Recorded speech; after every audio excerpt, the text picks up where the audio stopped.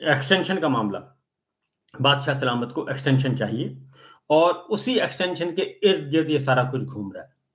और नोटिफिकेशन होना है, 28 नवंबर को इन्होंने रिटायर होना है और मई में जो कुछ इन्होंने तय किया था, मई में जो तय किया, अब वो लंदन और जिनेवा में वो सारा कुछ हो रहा है। और इस वक्त पाकिस्तान की हालत ये है कि पाकिस्तान, हमारे अवाम डूबे हुए हैं, बुरे हाल हैं, इकोनॉमी बैठी हुई है। वर्ल्ड बैंक की रिपोर्ट पढ़ लें, स्टेट बैंक की रिपोर्ट पढ़ें, इदारा शुमारियात की रिपोर्ट पढ़ लें, कोई इनकी अपनी गवर्नमेंट ऑफ पाकिस्तान की अपनी रिपोर्ट्स हैं, वो पढ़ लें। पाकिस्तान इस वक्त तनज़्ज़ुली की तरफ है। पिछले 3 सालों में इन्होंने बेड़ा गर्क कर दिया, और इसी टोले ने, इसी रजीम ने। लेकिन ये रजीम क्या कर रही है? ये रजीम कभी लंदन हाजिरी देती है, कभी जिनेवा हाजिरी देती है, कभी वाशिंगटन हाजिरी, कभी न्यूयॉर्क हाजिरी, कभी यूरोपीय यूनियन के पास हाजिरी। ये हाजिरियों पे हाजिरियां दे रहे हैं कि हमें बचा लो माई बाप, हमें हमारा इक़्तिदार बचा लो, हमारा इख्तियार, हमारा ओहदा बच जाए, बाकी कुछ नहीं होता, जाएं भाड़ में सारे। ये हो रहा है। और इस वक्त भी, पहले भी जनरल साहब जो हैं, एक पहले जब ईरान और इसराइल की जंग थी तो जनरल साहब अमेरिका में मुकीम थे, और उसके बाद फिर एक और बड़ा इवेंट हुआ, जनरल साहब अमेरिका में मुकीम। उसके बाद अब देख लें, अब जब सैलाब आ रहा था तो मरी में ये एक्सटेंशन डील कर रहे थे। मरी में बैठे सारे बड़े मरी में मामला तय कर रहे थे। पंजाब, कश्मीर, गिलगित बल्तिस्तान, खैबर पख्तूनख्वा के अवाम पानी में डूब रहे थे, इनको कोई परवाह नहीं है। अब देख लें, अब ये सारे के सारे अमेरिका में बैठे हैं, या लंदन में बैठे हैं, या जिनेवा में बैठे हैं। तो ये है असल में बेहिसी। तो इसलिए हर रोज हमारे बादशाह सलामत और ये सारे का सारा निज़ाम जो है वो नंगा हो रहा है। हर रोज बेलिबास होता है, हर रोज नंगा होता है। अगली खबर आपको देते हैं जी। ये तो हो गया अलकायदा ट्रस्ट का, तो खाना का। अब ये 7 अक्टूबर और 16 अक्टूबर, उससे पहले पहले इन्होंने क्या करना है? इससे पहले पहले तोशा खाना में कहते हैं जी सजा दें, क्योंकि तय हो चुका है कि पहले जब तक आप इमरान खान को सजाएं नहीं सुनाएंगे उस वक्त तक आपका एक्सटेंशन नहीं हो सकती, नोटिफिकेशन नहीं होगा आपका। ये यहां तक ये इस वक्त हुए हैं। अब जो हमारे, मैं वही कहता हूं जनरल आसिम मुनीर साहब को, कि उनको अपने आप पे रहम करना चाहिए, अपनी फौज पे, अपने इदारे पे, कौमी इदारे पे रहम करें, और इस मुल्क पर रहम करें, और यहां से चले जाएं।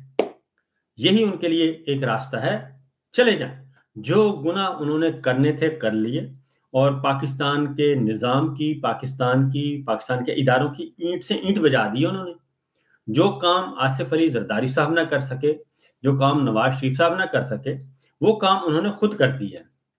और पाकिस्तान का जो स्ट्रक्चर है, इंतजामी, सियासी, आईनी, अदालती ढांचा जो है, वो उसकी बुनियादों को खोखला कर दिया है। तो इसलिए उनसे यही इल्तमास है कि वो चले जाएं, वरना मामलात बड़े खराब होने वाले हैं और हो रहे हैं। अगली खबर है, ये तो हो गया अलकायदा ट्रस्ट, तोशा खाना और ये पूरे का पूरा प्लान। और उसमें मिले हुए हैं कौन? डोगर साहब, इंपोर्टेड जज लाहौर से, जूनियर मोस्ट जज, लेकिन चीफ जस्टिस की सीट पे काबिज हैं, यूजर्पर्स कहते हैं इनको, गासिब। सुप्रीम कोर्ट में याहिया खान बैठे हैं, वो भी यूजर्पर्स हैं, क्योंकि इन्होंने आइन के तहत नहीं हल्फ उठाया, इन्होंने 26वीं गैर आइनी तरमीम के नतीजे में ये मुसल्लत हुए हैं, और ये गिव एंड टेक करके आए, बारगेन करके आए हैं। फौजी क़यादत यानी कि जनरल आसिम मुनीर साहब से बारगेन करके आए कि हम इस जाली निज़ाम को तहफ़्फ़ुज़ देंगे। ये हो गया। उसके बाद आते हैं जस्टिस तारिक महमूद जहांगीरी साहब का मामला। सुप्रीम कोर्ट में आज गए तो वहां पे सीधा सीधा, क्योंकि वहां पे भी उनकी 7 दरखास्तें अदम पैरवी की बुनियाद पे खारिज कर दी, और पूरी बार पहुंची हुई थी सिंध हाई कोर्ट में, पूरी बार पहुंची है, सीनियर वकला पहुंचे हुए हैं, और ये समाअत हुई। और जस्टिस जहांगीरी ने उन्होंने कहा जी कि 2 और 2 4 की तरह, उन्होंने कहा कि उन्होंने बोलने की इजाज़त मांगी, बोलने की इजाज़त नहीं दी गई थी। और जस्टिस सलाहुद्दीन थे, उन्होंने कहा जी कि इंतजामी ऑर्डर था कि ये केस जस्टिस अदनान करीम के पास सामने ना लगाया जाए। 2002 ए सबसेक्शन 4 एडमिन कमेटी ने ये केस फिक्स करना था, आईनी बेंच इंतजामी ऑर्डर कैसे वापस ले सकता है, ये सवालात उठाए गए। उसके बाद फारूक चिनाक साहब जी वो भी नहीं आए। और उसके बाद फिर जस्टिस जहांगीरी साहब ने ये कहा, और कमरा अदालत में आज माहौल बड़ा मजे का था जी। मतलब मजे का इसलिए कह रहा हूं कि पूरे अदालत में वकला शेम शेम के नारे लगा रहे थे और शेम शेम के नारों से गूंज रहा था। ये इस वक्त अदलिया का हाल है, और अदलिया के ऑनरेबल जो जजेस, जो आइन को नहीं मानते, कानून को नहीं मानते, जो वहां पे शेम शेम के नारे लग रहे थे जज साहब के लिए। और उन्होंने कहा कि जी आईनी बेंच तमाम किस्म के केसेस सुन सकता है, ये भी सवाल उठाया गया और बोलने की इजाजत नहीं दी गई। उसके बाद जस्टिस जहांगीरी साहब आए मैदान में और उन्होंने वाज़ेह तौर पर कहा कि दुनिया में ऐसा कहीं नहीं होता कि एक जज मुल्ज़म बनकर कटहरे में खड़ा हो, और मैं अपने हलफ की पासदारी मैंने की है। और तालियां बज रही थी पूरा का पूरा जलसा उनके, जो जब भी जहांगीरी साहब बोलते थे तो तालियां बजते थे, वकील तालियां बजा रहे थे, नारे लगा रहे थे। और उन्होंने कहा कि मैं अल्लाह और उसके नबी की कसम खाकर कहता हूं कि हलफ की पासदारी की है, और मैं कसम खाकर कहता हूं कि मेरी डिग्री असली है, तमाम इम्तिहानात दिए हैं और किसी किस्म की कोई बदमज़गी नहीं है। और उन्होंने अगली बात की, उन्होंने कहा कि मैं इस केस में मुतासरा फरीक हूं, हम इंसाफ की कुर्सी पर बैठे हैं, ना इंसाफी नहीं कर सकता। जस्टिस अदनान कलीम ने कहा मैं कोई टाउटी नहीं, मैंने कोई टाउटी नहीं की। ये जस्टिस जहांगीरी साहब ने कहा कि मैंने किसी किस्म की टाउटी नहीं की, मैं टाउट जज नहीं बना, किसी सेक्टर कमांडर के कहने पर फैसले नहीं किए, और मुझे फरीक बनकर मेरा मौक़िफ़ सुन लिया जाए। और फरीकैन के वकला ने अदालती कार्रवाई का बाइकआउट किया, छोड़कर चले गए। और ये इस तरीके से, और उसने तमाम दरखास्तें अदम पैरवी की बुनियाद पे खारिज कर दी और वकला कमरा अदालत से चले गए। वहां पे ये हुआ, जस्टिस जहांगीरी साहब ने भी एक ठोक बजाकर कहा कि उनको सजा किस लिए दी जा रही है, उनको बदनाम क्यों किया जा रहा है, सिर्फ इसलिए कि सेक्टर कमांडर के कहने पर मैंने फैसले नहीं किए। और क्या मसला था, लड़ाई कहाँ से शुरू हुई? लड़ाई शुरू हुई इस्लामाबाद के जो कौमी असम्बली के 3 हल्के हैं, जो उठाकर मुस्लिम लीग नवाज को दे दिए गए, और जो फॉर्म 47 के थे, और जिसके बारे में कमिश्नर रावलपिंडी कह चुके हैं कि 70 हजार की लीड थी जो कि खत्म करवाई गई, और हारे हुए उम्मीदवारों को जितवाया गया, उनको फॉर्म 47 जाली दिलवाए गए गन पॉइंट पे।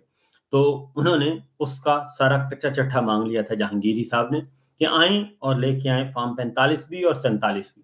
इलेक्शन कमीशन के पास कुछ नहीं था, इसलिए ये काम शुरू हुआ। तो सिंध हाई कोर्ट में आज ये हुआ, और शेम शेम के नारे, नारे तकबीर, तालियां, गूंज, और वहां पे डेस्क बजाए गए। और जनाबे अदलिया का ये हाल हो रहा है, और आने वाले दिनों में इससे भी बदतर हाल होना है, और इससे भी ज्यादा एग्रेशन होगी। और ये काम मैं आपको बता दूं कि ये सुप्रीम कोर्ट ऑफ पाकिस्तान में भी होगा। ये आईनी बेंच, जो गैर आईनी बेंच, सो कॉल्ड आईनी बेंच बने हुए हैं, उनके सामने भी होगा, क्योंकि उन्होंने भी अत मचाई हुई है, और हर हर गैर आईनी काम पे, हर गैर कानूनी, गैर जमहूरी कदम पे वो ठप्पा लगाने के लिए बैठे हैं, और शहरी आज़ादियों को सलब किया जा रहा है, सियासी आज़ादियों को सलब किया जा रहा है। और एक ऐसा निज़ाम, ऐसे निज़ाम को आईनी कवर दिया जा रहा है, कॉन्स्टिट्यूशनल कवर दिया जा रहा है, जिसके बाद फिर पाकिस्तान जो है वो इसराइल, आप ये जितने भी फस्ताई रियासतें हैं, आप फिर उनको भूल जाएंगे, फिर पाकिस्तान में सब कुछ वही होगा और ये खेल खेला जाता रहेगा। उसके बाद है ये जस्टिस जहांगीरी साहब का हो गया। उसके बाद एक और इवेंट था आज, वो इवेंट बहुत इंपॉर्टेंट था, और उसमें भी फिर अब जरा अडयाला जेल से इमरान खान साहब ने खास कहा है। उन्होंने कहा जी कि ट्विटर अकाउंट पे बड़ा शोर होगा किया जाता है, और उन्होंने वाज़ेह तौर पर कहा कि ये जो ट्विटर अकाउंट है ये मेरा है, मेरा अकाउंट है, मेरी मर्जी है, मैं जनरल आसिम मुनीर साहब का नौकर नहीं हूं कि उनकी मर्जी के मुताबिक या उनकी ताबेदारी में कोई ट्वीट करूं। मैं वो ट्वीट करूंगा जो मैं सही समझता हूं, मैं जो चाहूंगा उसमें लिखूंगा, वो मेरा ट्वीट है, और वो किसी नौकर के ताबे नहीं है। ये आज इमरान खान साहब ने कहा है, और ख़ास तौर पे जो पार्टी के बाहर लोग हैं उनको भी ये मैसेज दिया है कि आपने अगर मेरे काज के साथ खड़ा होना है और जो हकीकी आज़ादी का, तो फिर डटकर खड़े हों, उसमें शर्माने वाली बात ना करें। आप इधर-उधर की ये दरमियानी विकेट पे खेलना और विकेट के चारों तरफ खेलना, इधर भी बात, इधर भी बात, ऐसी बातें नहीं चलेंगी। फिर आज एक और बात की गई इमरान खान साहब से, एक सहाफ़ी को भी भेजा गया, क्योंकि अब ये कर रहे हैं कि एक मुख्तलिफ सहाफ़ियों को ये तैयार करते हैं, उनको ज़रा हलाशेरी देते हैं कि जाके आप अलीमा खान की बेइज़्ज़ती करें और उनसे उलझें, हालात ख़राब करें, और सलमान अकबर राजा साहब से करें, और बाकी जो पीटीआई के रहनुमा हैं, अलीमा खान, ख़ास तौर पे इमरान खान साहब की फ़ैमिली, आज फिर उधर भी जेल के अंदर भी इमरान खान साहब से उलझने की एक सहाफ़ी ने कोशिश की। तो इमरान खान साहब ने कहा, मुझे पता है आपको कर्नल साहब ने भेजा है, और इसलिए ये आप नहीं कर्नल साहब बोल रहे हैं, और उन्हें कहें कि वो खुद आके मुझसे बात करें, और यही बातें मेरे सामने वो खुद आके कर लें, आपको क्यों भेजा है। तो ये भी एक मामला था जी। ये तो इमरान खान साहब का एक बड़ा clear, loud and clear message आया। उन्होंने कहा ये नहीं हो सकता कि जनाब ये इस तरह से ये 2 नंबरियाँ चलें और ये सारे का सारा फेक निज़ाम चलता रहे। ये उन्होंने कहा नहीं होगा। उसके बाद है जी अगला जो केस था, सॉरी, गोलमेज कॉन्फ्रेंस थी, जैसे मैंने आपको पिछले व्लॉग में बताया था कि गोलमेज कॉन्फ्रेंस है, आज वो हुई और अभी जारी है, मुश्तरका एलामी आना है, उसको रोकने की भी कोशिश की गई। गोलमेज कॉन्फ्रेंस है, सीनियर वकला, कानूनदान और मीडिया पर्सन हैं, वो हैं 26वीं गैर आईनी तरमीम के खिलाफ, अदलिया की आज़ादी के लिए निकले हैं, जमहूरियत की बहाली के लिए निकले हैं। गोलमेज कॉन्फ्रेंस है, साबिका सदूर और वकला तहरीक के रूह रवां जो रहनुमा है, सीनियर मोस्ट जो कानूनदान हैं, चौधरी एतजाज एहसन, अली अहमद कुर्द, हामिद खान साहब, मुनीर मलिक साहब, और हामिद उसके बाद काजी अनवर साहब, इसके साथ साथ काजी अनवर साहब के साथ लतीफ़ खान खोसा साहब, अली जफर साहब, जो महा सीनियर हैं, वो सारे के सारे आज मौजूद थे, और उसमें मीडिया पर्सन भी थे, वो भी आए और उसमें उन्होंने भी इजहार ख्याल किया। तो ये सिलसिला जो है आज रहा, और हामिद खान साहब ने क्या कहा पहले ज़रा वो सुन लीजिए, ताकि आप कुछ अंदाज़ा हो सके कि इस मुल्क में उन्होंने कहा कि ये मुल्क जो है सरकारी नौकर फैसले करता है, सरकारी नौकर फैसले करता है, और वही बैठा है, वही इक़्तिदार पर काबिज़ है, वही तमाम इदारों पर काबिज़ है। हामिद खान साहब ने क्या कहा, ज़रा सुनिए। वाज़ेह शक्ल नजर आ रही है। आज जो है कोई चीज ढकी छुपी नहीं रह गई। पहले ये होता था कि सामने किसी को करते थे और खुद पीछे हट के बैठ जाते थे, ब्लेम जो है पॉलिटिशियंस पे डालते थे। आज सबके सामने ये चीज वाज़ेह हो चुकी है कि कौन इक़्तिदार में है इस मुल्क में, किसको अमेरिका का सदर बुला के खाना खिलाता है। वो नहीं जो इनके पपेट्स को नहीं खिलाता, उसको समझ आ गई है कि ये कौन है जो अपने आप को वज़ीर आज़म और सदर कहते हैं, इनकी कोई हैसियत नहीं है।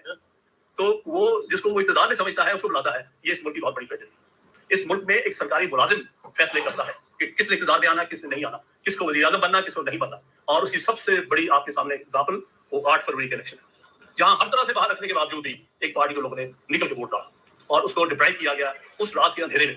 और ये पाकिस्तान की तारीख का बहुत अलग वाक़या है। आप उसके पीछे बात भी समझ में आ गई, क्योंकि वो एक जाली पार्लियामेंट बनाना चाहते थे और एक जाली तरमीम के जरिए लोगों के इक़्तिदार छीनकर अपने पपेट्स को देना चाहते थे। लिहाजा जो जिसको आप पार्लियामेंट कहते हैं या प्रोविंशियल असेंबलीज कहते हैं, ये एक पपेट्स है। ये उनके इशारों पे हाथ उठाते हैं, इशारे पे बैठ जाते हैं। इसी सी बात है। तीसरा जो है ऑर्गन ऑफ स्टेट जुडिशरी, इन दोनों ऑर्गन्स ने मिलकर उसका कत्ल कर दिया 26 जून के जरिए। कि जिस तरह ये पपेट्स हैं, अब ये चाहते थे इसी तरह पपेट्स जो है ये जुडिशरी में बैठा दिया। और आपके सामने है क्या कुछ हो रहा है, क्या मजाक इस मुल्क में अदलिया के नाम पर हो रहा है। इंपोर्टेड चीफ जस्टिस लाए जाते हैं, बल्कि इंपोर्टेड चीफ जस्टिस और सरकारी नौकर, और ये सब कुछ चल रहा है, और इसके अलावा और कुछ नहीं चल रहा। और मुस्तफ़ैन काज़मी साहब आज गए, जिनको काजी फायज ईसा साहब के दौर में उठाया गया, उन पे तशद्दुद किया गया और बेपनाह तरीके से उनको मारा गया। आज वो भी गोलमेज कॉन्फ्रेंस में आए, सीनियर वकील हैं और रिटायर्ड ब्यूरोक्रेट हैं, और उन्होंने कहा कि ब्रेन हेमरेज हुआ और उनकी ज़िंदगी के 6 माह गुजरे हैं मुश्किल तरीन, क्योंकि उन्होंने काजी फायज ईसा की डिक्टेटरशिप के खिलाफ आवाज बुलंद की थी। सुनिए जरा। 6 महीने के अतियत में पूरा है।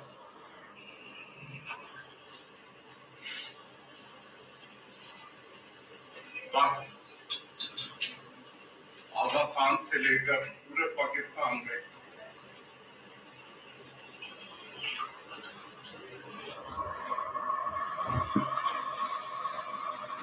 उनसे बात नहीं हो रही, कि 6 महीने उनके शदीद तरीन अजियत में गुजरे। मेरा इलाज हुआ और फिर मैं मैदान में आ गया और मैं आज भी। उन्होंने कहा जी कि मैंने आगा खान से इलाज करवाया और जैसे ही मैं ठीक हुआ मैं फिर दोबारा मैदान में आ चुका हूँ। तो सवाल सिर्फ इतना ही है कि ये जुल्म का निज़ाम और बादशाह सलामत इस जुल्म के निज़ाम को कंट्रोल कर रहे हैं और बादशाह सलामत के साथ चीफ जस्टिस हैं, उस पहले काजी साहब थे, अब याहिया खान हैं और डोगर साहब हैं और बाकी हैं और पीसीओ जजेस हैं। ये जुल्म का निज़ाम इस तरह से चल रहा है। और अली अमीन गंडापुर ने भी आज बात की दो टोक अंदाज में। क्या कहा जरा सुनिए। जज साहिबान से एक गुजारिश है कि आप हमें बता दें कौन ये 25 करोड़ आवाम है, आवाम की तरफ देखती है, आइन के मुताबिक आपने इंसाफ देना है। आप बता दें प्रेशर किसका है आपके ऊपर, किस जगह कौन कैसे खड़ी होती है आपके साथ। इमरान खान ने की आजादी की बात की है ना, कौन खड़ी है उसके साथ। तो अगर आप इस पोजीशन पे बैठ के हक की बात नहीं करेंगे तो हम मर जाएंगे। आपने अल्लाह को भी जवाब देना है, जितना बड़ा मनसब उतनी बड़ी सजा। कुरान की तफसीर पढ़ लें, आप जवाब दें इस चीज के। तो मेरी ये गुजारिश है कि आप खुलकर सामने आए, दलाइल की बुनियाद पर, फैक्ट की बुनियाद पर इंसाफ करें। हम इंसाफ के लिए खड़े हैं, पूरी कौम आपकी तरफ देख रही है। और ये जो फैसले इमरान खान के हैं पाकिस्तान की तकदीर के फैसले हैं कि पाकिस्तान में आगे क्या होना है। जब पाकिस्तान में आगे रूल ऑफ लॉ होगा, जमहूरियत होगी, ह्यूमन राइट्स होंगे, इंसानों के हकूक होंगे, हकीकी आजादी होगी। तो अगर आप ये स्टैंड नहीं लेते तो ये 25 करोड़ अवाम की जो नुमाइंदगी आप कर रहे हैं आइन के मुताबिक इंसाफ देने की, आप उसके अंदर नाकाम हो रहे हैं। और इसका जवाब अवाम आपसे यहाँ भी मांग रही है और उस जहान अल्लाह भी आपसे इसका सिर्फ जवाब नहीं मांगेगा। अल्लाह जितना बड़ा मनसब देता है, जिम्मेदारी देता है, उसी तरह सवाल करेगा और सजा देगा। ये हमारा ईमान है। तो हमारी ये गुजारिश है कि ये निजाम किस तरह ये चला रहे हैं।